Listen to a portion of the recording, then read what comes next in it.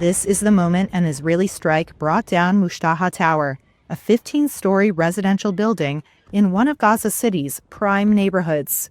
It marked the start of an intensified Israeli military demolition campaign targeting high-rise buildings, ahead of a ground assault towards the heart of the densely populated city.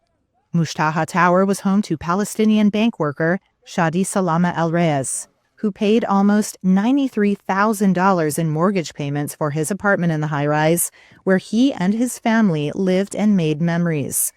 But now, the family has been left destitute, and among most of the population displaced by Israel's war in Gaza.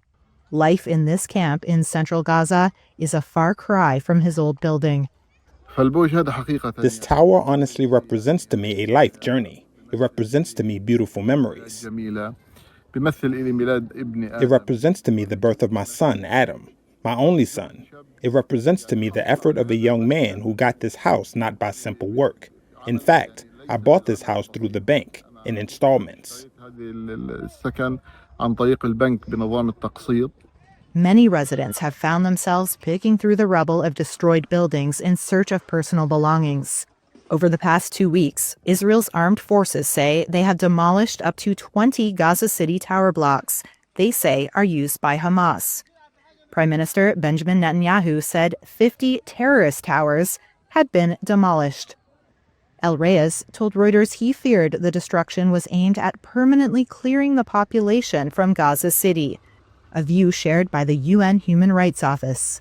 Its spokesperson said in a statement that such a deliberate effort to relocate the population would be tantamount to ethnic cleansing. Israel denies that claim. Tower blocks were one of the last forms of shelter in Gaza, according to Bushra Khalidi, who leads policy on Gaza at Oxfam. The high-rises, they have an enormous amount. They're, sheltering an enormous amount of civilians. She said there's a ripple effect in targeting Gaza City. It's the main artery of Gaza, the Gaza Strip.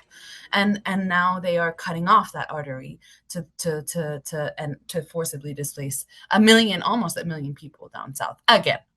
Israel's military spokesperson, Lieutenant Colonel Nudav Shoshani, said there's no strategy to flatten Gaza, and that the military's aim was to destroy Hamas, which he said was using tall buildings to observe and attack Israeli forces.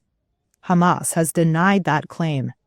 As for Mushtaha Tower, the Israeli military said Hamas had underground infrastructure beneath it, used to attack Israeli troops. The military declined a request to provide evidence.